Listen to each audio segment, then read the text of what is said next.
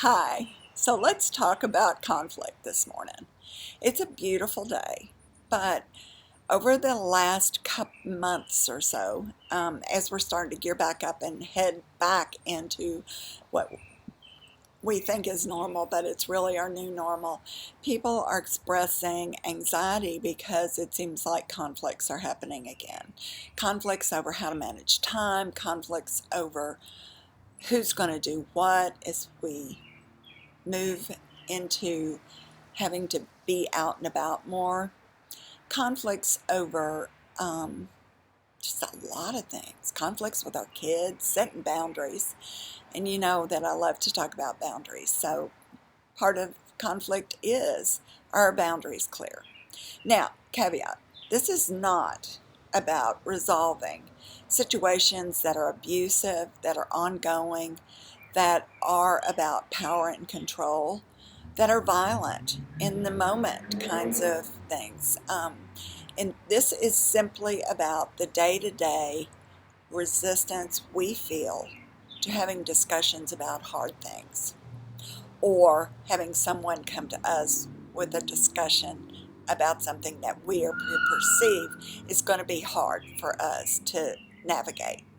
So I just want to talk about maybe some skills in doing that. So number one, conflict is just basically a conversation that where someone is bringing up a perceived notion of an imbalance of power, status, a scarcity of some kind of either time, money, resources, um, and it can also be about a conflict of values. Once again, I live downtown and the motorcycles are out this morning. So, um, as I was saying, it can be simply about a conflict between my values and your values, my goals and your goals. And how do we negotiate that? So there's several things that I want to just bring your awareness to, because as you know, if we're aware of it, then we can kind of make a choice and make a plan for how we want to address these things. So if you find yourself showing up in conflict, one of the things I want you to notice is that you feel like you're in conflict. And so if you feel like you're in conflict, immediately your brain is going to go into fight, flight, freeze, or fawn. Recognize that, and then make steps to bring yourself out of those responses and shoot an arrow prayer. And if you don't know what an arrow prayer is, it's simply that prayer in the moment that says, Lord, I need. And so the arrow prayer would be, the minute you notice you're in conflict, the minute you feel you're in conflict, the arrow prayer is for discernment and peace. Lord, I need your discernment. I need your peace right now, right now, right? Get as much information as possible from the person that's bringing the conflict to you. Or if you need to take a conflict to someone else, you want to gather all the information and you want to really look at that objectively, because most conflicts are about perceived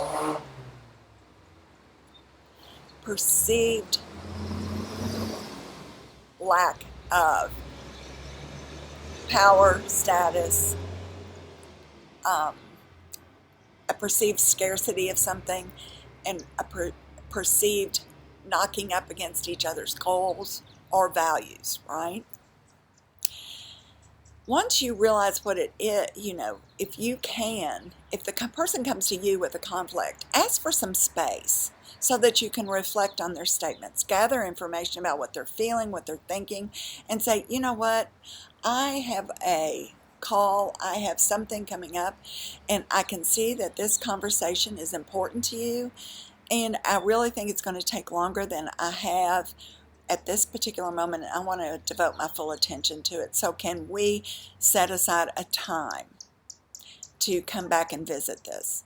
Now, most of the time, this is going to help the other person too to take a breath, because if they're perceiving that this is going to be a conflict, they're also up in their brains, right? In that place of fight, flight, freeze, fawn, right? So then when you come back to to just start this conversation, you want to make sure that you're doing active listening, that you set expectations for how the conversation is going to go. And that's just simply can be, let's agree to be open in this and to hear what each other is saying. And let's use I feel statements instead of blaming statements, because I don't want either one of us to be on the defensive as we're going into this conversation. The next thing, I just want you to ask if you can explore what their ideal outcomes would be for what they're presenting, and see from that you can start to, and you need to ask yourself that if you're bringing the conversation, right? What are my desired outcomes, and what is the motive of this conversation? Why do I feel this is conflictual, right? Am I afraid? Do I feel like I need more time from you? Do I feel like you're not listening to me? Do I feel like the balance of power in our relationships, or the balance of the need in our relationships is getting a little wonky? And then address it from that, because what we're doing is really taking it out of our feelings and putting it into a more concrete situation where we can develop a plan, where we can negotiate on the terms, and we can give some power to both of us in the relationship. Now, in this conversation, you all need to be aware of what your non-negotiables are. What are you not willing to give up? If the ask is for, I feel you're not answering your phone when I call you, then the non-negotiable might be, I cannot be available every single time unless it's an emergency. And then we develop a plan for how I'm going to know it's an emergency, or how you're going to know it's an emergency if I call you. Because the same could be true. You're not answering my calls when I call you, and I need an answer. Okay? Just that clarity of communication, because most of our conflicts are going to come from a place of miscommunication, where we've let it go on too long. We haven't communicated clearly at the beginning. So, if you are in the feeling that this is a conflict and there's no escaping, and you want to have this conversation, we need to talk about body language for a second, right? Because there is a lot of power and control in body language. And so if this is with my husband, say, and I'm making an ask, or he's making an ask, I want to match his body language, right? If he's sitting in a chair looking at me, I want to sit in a chair and look at him.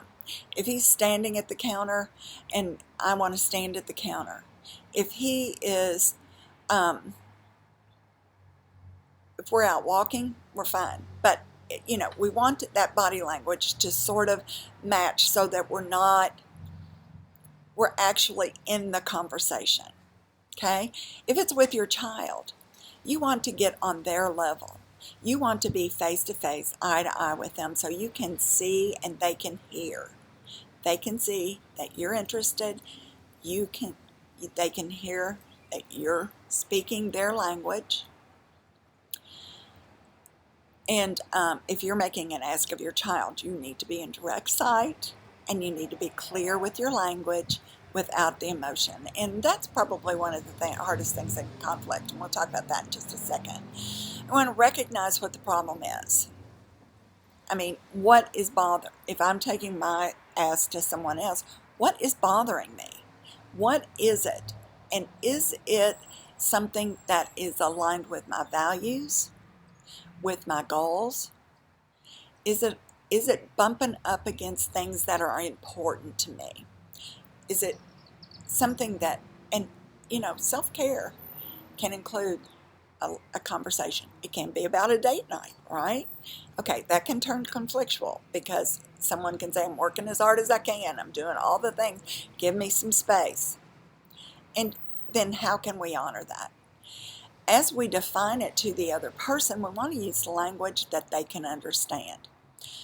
Sweetie, if you're talking to your child, I know that it is hard for you to transition to bedtime, but I have given you a lot of heads ups, and now it is time.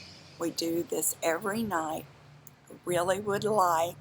I really need, because I do need you to be with me, and let's go upstairs to get ready for bed. There's not a lot of negotiation where you can throw in. Let's go upstairs and read your favorite book before I tuck you in. It takes intention on your part to calm the conflict down. Now, where it goes from there, that's another situation, right? Because when you're dealing with a toddler or a teen, they're not going to be on the same playing level as you are. If you're dealing with another adult, you can say, we have had several conversations about not leaving your dishes out overnight. It can be as simple as that. And I see that you are not hearing me. The problem is, it is important for me to get up in the morning and have a clean space. How can I support you to remember to take those dishes, now that's not unreasonable, to the kitchen and rinse them out and put them in the dishwasher? Right, how can we negotiate? Are your asks realistic? If you are saying, I need a date night and I need one every week. Well, there's certain seasons of the year in our marriage where once a week was not possible. There were like 6 months out of the year where we could do that, but the other 6 months we couldn't do that. So my asking that was unrealistic. And so then we have to figure out how to make something happen. And it could be as simple as, if we can't do it every week, then can we have 15 minutes of coffee on some morning, even if we have to get up early? Because really what I'm asking for is quality time, right? Then we want to develop a plan, evaluate if the plan is working. And I think there's 4 things I want you to remember when you come into conflict. Create some space if possible to realize that you are not speaking from your emotional self. That your communication is clear and it's not blaming or it's not playing the victim. That your communication is thoughtful and defined. The problem can be defined without emotion. This is the hardest one, ladies, right? Then I want you to watch your language, body language, and your verbal communication, and your internal communication. So body language, notice if you're defensive. If your posture is arms crossed and you're leaning forward and your face is all furled up, there's a chance that the other person is going to mirror that to you, and then we're in kind of a situation where we're really not going to be heard, or we're not going to be able to communicate what we need. The verbal language, that's once again not blaming, not paying attention. It's I feel, I would like, let's see if we can together, and moving from that sort of building a community to solve a problem, not perpetuate the problem that's in. Watch the internal language. That can be, he's not hearing me. Those are all assumptions.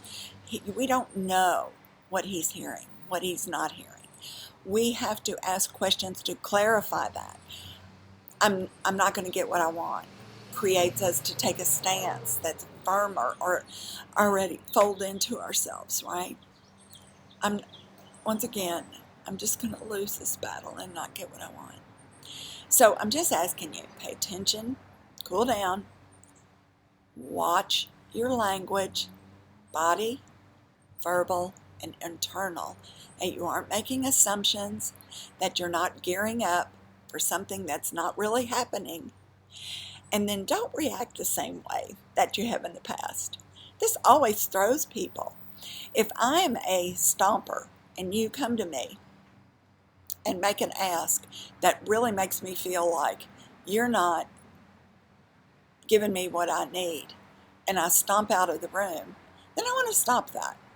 And I want to kind of back it up and do the thing about cooling down, thinking about my language, and how I want to engage, and either ask for space to continue the conversation or just step out, take a breath, okay, and go back in.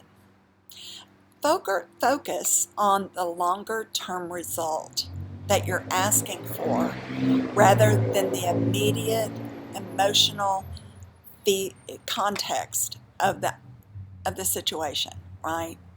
If I'm asking you to go for a walk with me and you say no, what I'm really asking for is some intentional time together. If I sat with that, and you may just be needing to go for a walk, because somebody told you. But if I was asking you to go for a walk with me, chances are I'm just asking for some time, some companionship. That's my long-term ask. But when you say no in the moment, I'm like, oh, you don't want to be with me? What's the matter with him? Just never giving me what I asked for. I'm always by myself, da-da-da-da-da, and you see the spiral starting. That's the internal language. My verbal language may be, are you kidding me? You can't take 15 minutes and go for a walk with me, right? And then what am I doing? I'm handing it all to them. Nah, you are a bad person. You can't meet my needs. I don't like you, right? And the body language is going to be, ah, okay then, fine. I'm fine. I'll go by myself, which is passive aggressive. That's for another time. Anyway, I was just thinking about conflict resolution this morning and thought I would throw out some tips and see if they resonate. If they have, send me a little note. I'd love to hear from you. Or if you want to ask questions about working on conflict resolution, let me know. Okay? Take care.